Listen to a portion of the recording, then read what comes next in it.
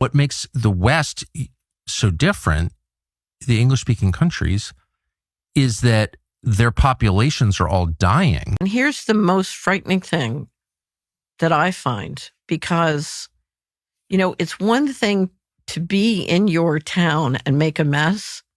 It's another thing to make a mess and not notice that the enemy's at the gate. Well, that's right. So if you look at how we've allowed ourselves to fall behind in technology and in national security and in all the areas that matter to be strong on the outside, we've put ourselves, it's one thing to have a corrupt leadership. It's another thing to have a corrupt, incompetent leadership.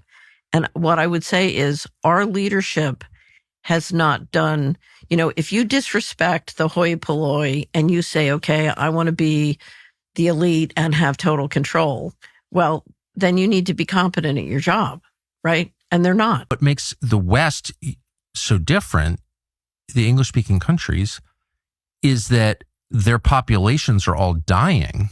So it does seem like it's more than incompetence. It seems like hate to me, at least as measured by its results. But if you're trying to kill me, even as you're extracting the fruit of my toil, then it's like, no, this is an undeclared war against me. That's what I perceive. Our ruling class isn't designed to survive and thrive. Is that what you're saying? They're going to fail.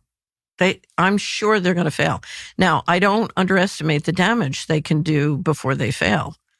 But, one thing I will say about China, if there's an argument for China's success, it is because it has a Mandarin class and it has a tradition, of hundreds of years of that Mandarin class. And that's what you need. These guys are going to fail. Whether it's the group destroying the, our equivalent of the Mandarin class or the Mandarin class itself, they did not have a culture, an ethic, a vision that could go the distance. They weren't good to build an advanced civilization. They didn't have what it took. What is the culture that we don't have, that China does? It has a culture.